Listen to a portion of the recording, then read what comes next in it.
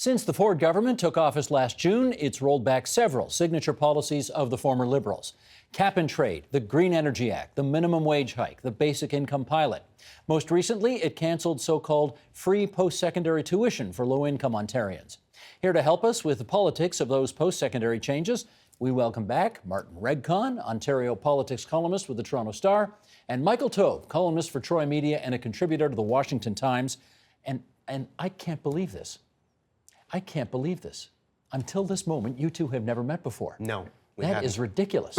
But once again, we perform our traditional role of bringing people together here on TVO. Well, thank you, and we appreciate it. Good. or I'm speaking for Martin anyway. Apparently. That'll be the last thing you say on his behalf, I suspect. I would imagine so. Gentlemen, you may remember Erin Kelly, the CEO of Advanced Symbolics, Inc. She has this artificial intelligence program called Polly, which did election forecasts extremely accurately for us in the lead up to last June's election.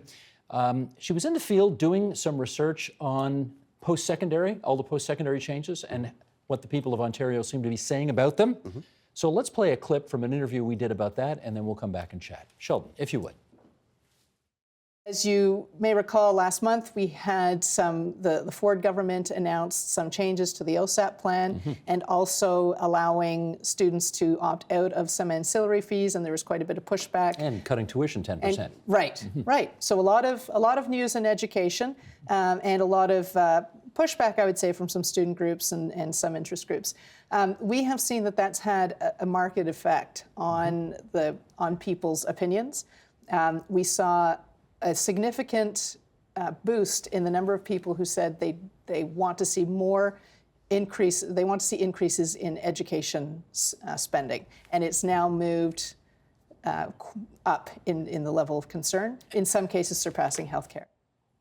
In some cases, surpassing healthcare. She is picking up concern about the post-secondary education file, which is almost never in the top 5 concerns as people list them. And I just want to know from you two guys who spend a lot of time following this stuff, what you make of that. Martin. Well, I think she's right that it is top of mind for a lot of people, parents and students, but I think it would be wrong to infer that that has any political impact. People often historically name, as you know, healthcare, top of mind issue. People often will talk about the environment, top of mind issue, passionate for many, but they never seem to be vote-determining issues at election time. And this particular government, there's a poll just the other day showing their public support is still very high. So it means everything and nothing. In fact, I think they were at 40% in that poll, Correct. Which is what they won the election in June with. Just a tiny bit higher. Tiny bit higher, right. So they're basically as popular today as they were Yes. almost 8 months ago. Michael, what do you infer from this? Well, see, you were wrong. We actually do agree. You know, it used to be always that they said healthcare was the third rail of politics. You know, touch it and you will die. I don't really necessarily put post-secondary education in that realm as well. I agree that it's obviously important to a lot of people, and it's obviously important to a lot of Ontarians because they want to ensure that their children, if they choose to go, get a good education, get a good job, et cetera, et cetera. But I really don't think it's an election issue, and I also don't think it's a motivating factor for most voters. The language that is crafted behind post-secondary education or education in general is obviously important when you run a campaign. But as a pertinent issue or one of the top 3, very uncommon. Let me follow up with you on, I guess it was one of the signature policies of the previous Kathleen Wynne government, this notion that if you're from a household that makes less than $50,000 a year, you can attend a post-secondary institution in this province for free. Right. You know, the new government has said it's canceling that program. What's your view on the cancellation of that? The cancellation makes sense to me, and it's not because you want to restrict people from an education. You obviously want to have as many people as you possibly can in a province get an education, including a post-secondary education, community college, whatever. But at the same time, when you use language like free, you turn off an enormous amount of the electorate. And it doesn't have to just be right-leaning people like me, it can be anyone. No one likes to hear the word free. They want to ensure that their tax dollars are being used effectively, wisely, and prudently. Free is about the worst thing you can possibly hear because it basically means you're just throwing money out, everyone's collecting it, and nothing is being accomplished from it. But the bigger issue here, and it may be something we get into, is also the perception that I've noticed over the years that the post-secondary education, or just a BA, a general BA, honors BA, which used to have value and worth, it could lead you into a law degree and other things, has become devalued because so many people have gone in and so many institutions and companies and others require it as something to get past a certain hurdle so that you can go into the workforce. When you devalue education, you're actually devaluing society as well. And I think that's a terrible trend. And we're actually starting to see it now even with master's degrees as time goes along. Would you agree that by saying post-secondary tuition for eligible students, low income, was free, devalued education, as Michael has described it? Well, I think you'd have a hard time finding a correlation because the free or reimbursed tuition only took effect in the last year and a half. So if there has been a devaluation of education, there are many other reasons for it. Medicare is free in this country. We pay for it out of our taxes, and companies do as well. But I don't think anybody devalues health care. So I don't think the price point is an issue, but if we think that things shouldn't be free, then certainly pollution shouldn't be free, and carbon pricing should take effect, and I'm sure Michael would agree with me that Mr. Ford should bring back carbon pricing so people don't take that for granted. Don't be so sure he's going to agree with that. Don't be so sure on that. No, But the more serious point, I think, is that they have removed a program that helped the lowest income people and enabled people below $50,000 to effectively go for free because they got grants instead of loans as they did in the past. This government has brought back the loan portion for low income and medium income families. And I think that is unfortunate, and it is what we should be focusing on today, right up until for people who care about this election day, because it is camouflaged behind this so-called tuition cut, which I think is a gimmick. I think it's great that they lowered tuition by 10%. I suspect Michael would disagree with that based on his reasoning. But it is really a bit of a trick to disguise the fact that they are making education more expensive for most kids. What do you think about the 10% tuition cut? Don't have a big deal. I had a big issue with it. I think that's perfectly fine. It's just a question of how it's all managed. So reducing it so that you actually allow, in their view, more people to get on the current stream and build up and have a successful career at the end of it is perfectly fine. But the pot of gold at the end of it should not be the main objective. So for me, the real concern is not the 10% cut, which I don't have a big issue with. It's how they now effectively manage OSAP, which, you know, having 2 university degrees, not being a braggart, but I do, I have seen a lot of people go through the system who applied for OSAP and did not deserve to get it. Now, this goes back. And they did. They did. And they laughed about it, mockingly, in wherever I lived, wherever I spoke, wherever I was at.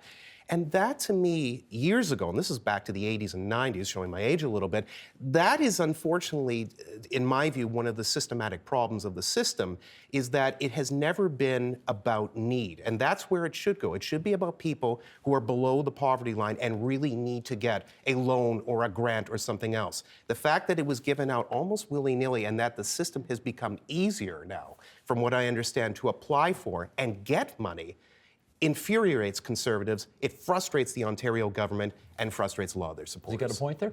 Well, as far as I know, last time I looked, which was actually yesterday, the admission rates for universities across Ontario are pretty darn high. You have to have a pretty good average to get into Queen's, Western, all schools across Ontario, no doubt the one that you are chancellor of in Sudbury.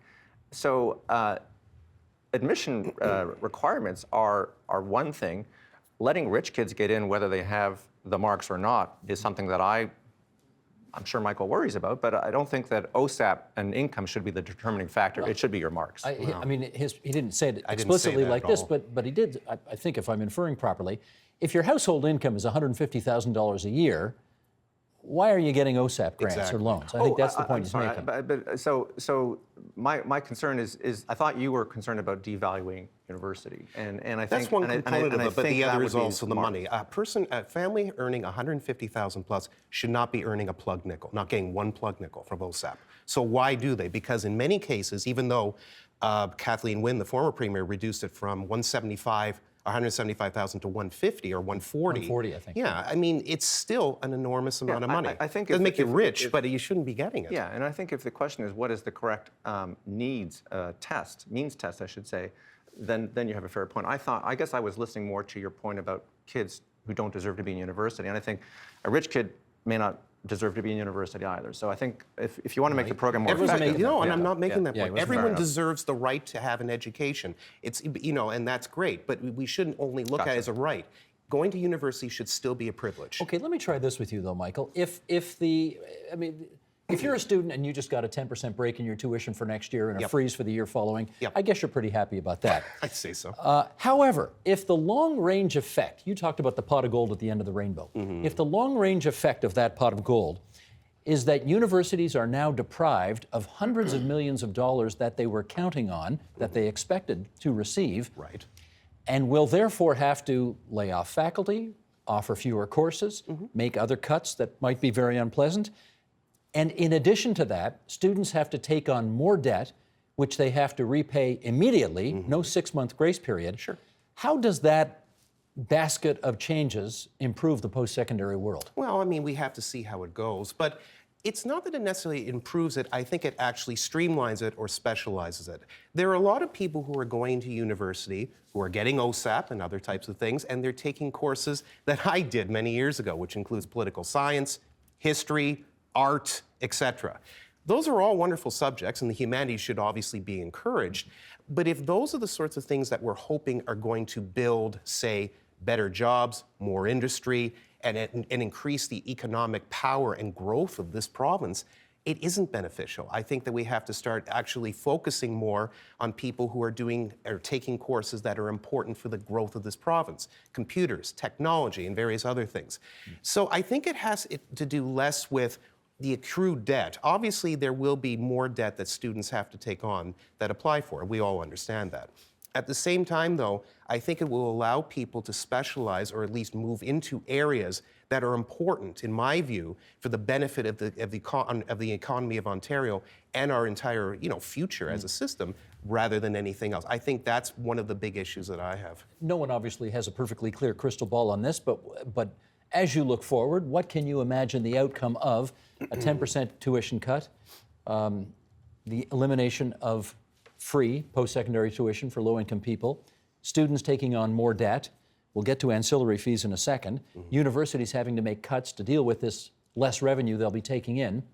Take us 5-10 years down the road. What does the post-secondary system look like? Well, let's start with tomorrow, because it means that universities are losing several $100 million.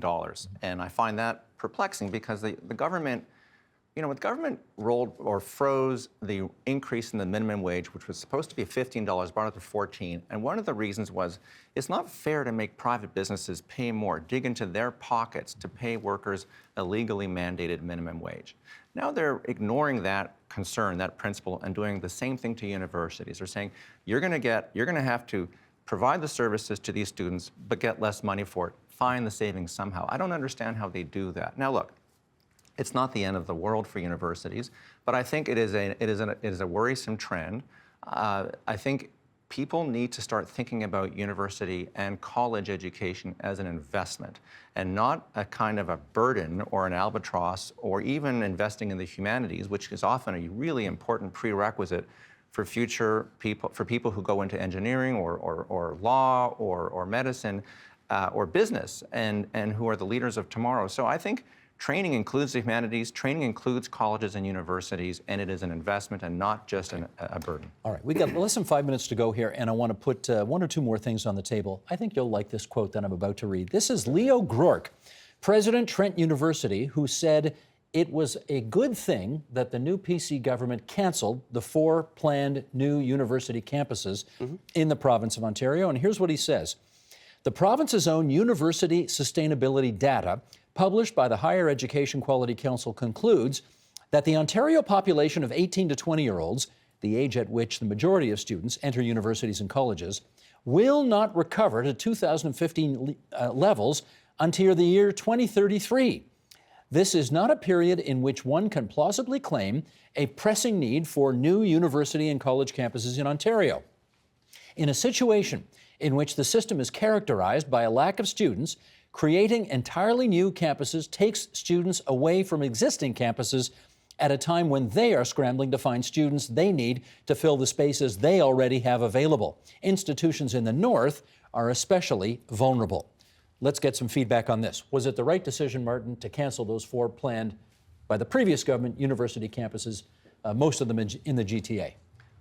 These campuses were approved by the previous government. There was a commitment made. I think it's hard to say suddenly change my mind. But look, it's a new government. They have the right to do that.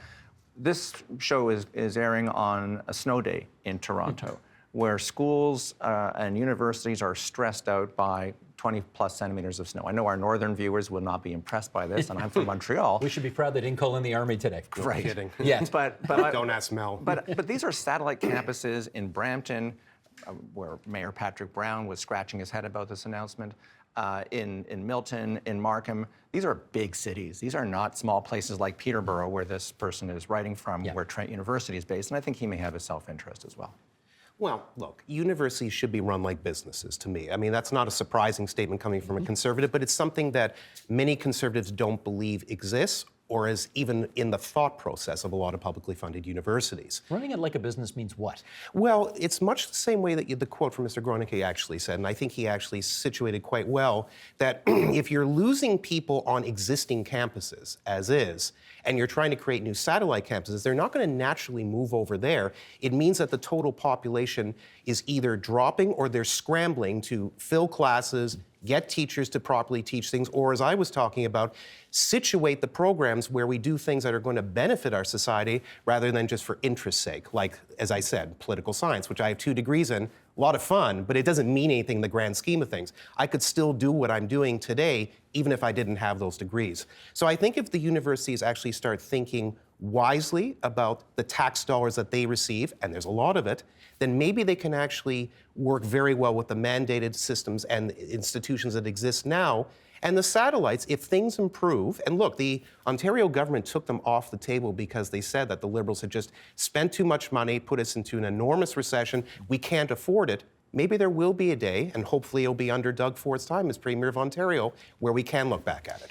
One last thing to tackle here, free speech on campuses. You know that the new government told post-secondary institutions you need to get a policy in place which essentially provides for allowing people with unpopular views to come to your campuses and speak without fear of harassment, without having to call in the police every time something like this happens.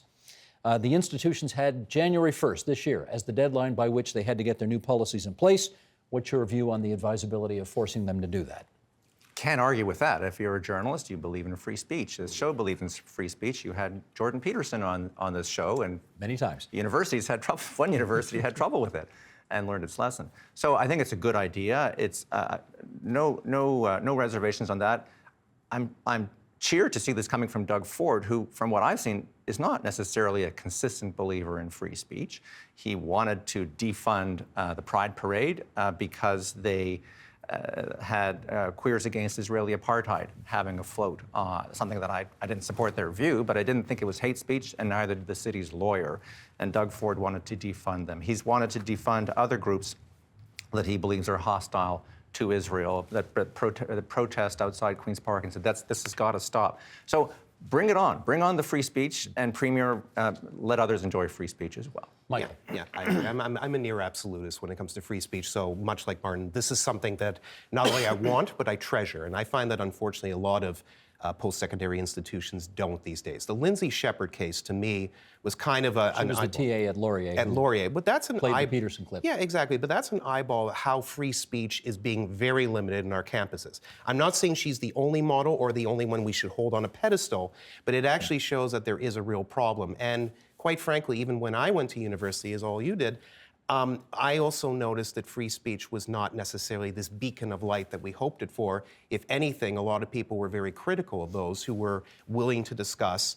And if the academic institutions we have are not these areas of intellectual discourse where everything is open to discussion and debate, which is why universities were created in the first place, then why not do something like this to ensure that free speech always stays in Ontario universities? Two quick things. I just encourage my Tory friends to be consistent on this. Remember that George Galloway, the British Member of Parliament, was banned from coming to Canada by a Tory government in Ottawa. So this is you can't cherry pick with free speech but I wrote unless in favor of him coming in to speak. So there are some of us who do. No, I don't. I'm not pointing the finger at you. It was the Stephen Harper government. Of which he was a speechwriter. I was a speechwriter, as you may recall. There you are.